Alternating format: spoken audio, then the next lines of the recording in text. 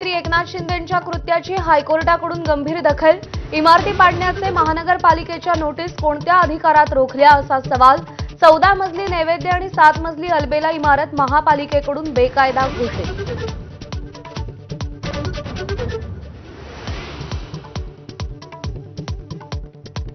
मीनाताईंच्या पुतळ्यावर रंग फेकणाऱ्या उपेंद्र पावसकरला अटक। पावसकरचे काका बाळासाहेबांचे अंगरक्षक होते।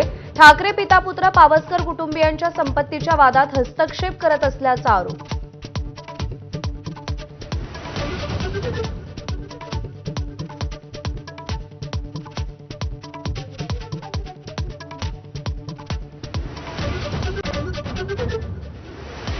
सोबत येईल त्याला 100% साथ द्या। शाखा प्रमुखांच्या बैठकीत उद्धव ठाकरेंचं आवाहन। मनसेसोबत युतीची चर्चा सुरू असल्याचंही वक्तव्य। परत आलेल्यांना उमेदवारी देणार नसल्याचंही स्पष्ट।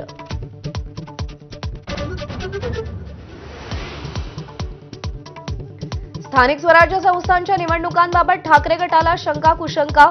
मध्य प्रदेशातून 25,000 ईव्हीएम आणण्याचं कारस्थान आहे का असा सवाल।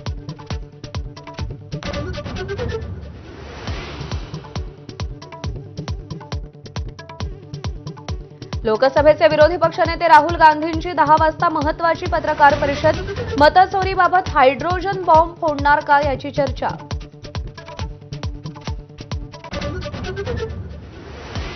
हैदराबाद गॅझेट लागू करण्याच्या सरकारच्या निर्णयाला आव्हान दिलेल्या याचिकेवर आज पुन्हा सुनावणी। 2 सप्टेंबरचा शासन निर्णय रद्द करण्याची याचिकेतून मागणी। विनीत धोत्रे यांनी याचिका दाखल केली आहे। देशभरातील मराठा समाजाचं दिल्लीत अधिवेशन घेणार मनोज जरांगेंची घोषणा।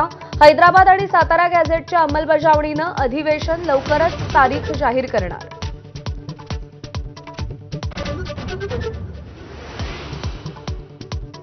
त्रिभाषा सूत्रासंदर्भात नरेंद्र जाधवांची समिती जनमताचा कौल घेणार। स्वतंत्र वेबसाईट तयार करण्याचा समितीचा निर्णय। 2.25 कोटी विद्यार्थ्यांसाठी महाराष्ट्राला मतदानाची संधी।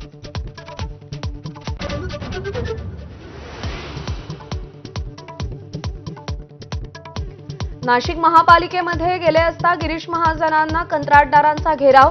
आम्ही पण भाजपला मदत केली पण भाजपमुळे बेरोजगार झालो अशी कंत्राटदारांची तक्रार।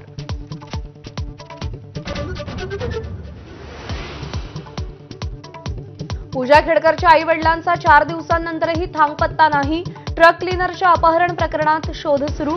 अद्याप पत्ता का लागला नाही सवाल उपस्थित।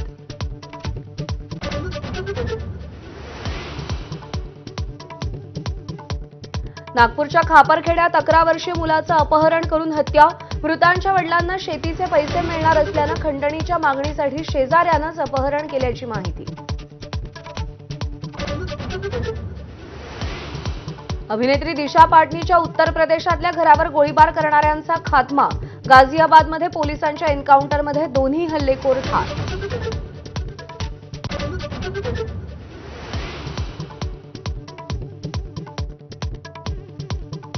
दुबईतील जगप्रसिद्ध बुर्ज खलिफा इमारतीवरही पंतप्रधान मोदींना वाढदिवसाच्या शुभेच्छा। आकर्षक रोषणाई करत झळकले मोदींचे फोटो। पुन्हा एकदा भारत विरुद्ध पाकिस्तान हाय व्होल्टेज सामना रंगणार। यूएई सोबत सामना जिंकल्यानंतर सुपर 4 मध्ये भारत पाकिस्तान लढत। पुन्हा राजकीय वाद पेटण्याची शक्यता। ज्येष्ठ इतिहास संशोधक आणि शिवचरित्रकार गजानन भास्कर मेहेंदळे यांचं काल संध्याकाळी हृदयविकाराच्या तीव्र झटक्यानं निधन। उद्या सकाळी पुण्यात अंत्यसंस्कार।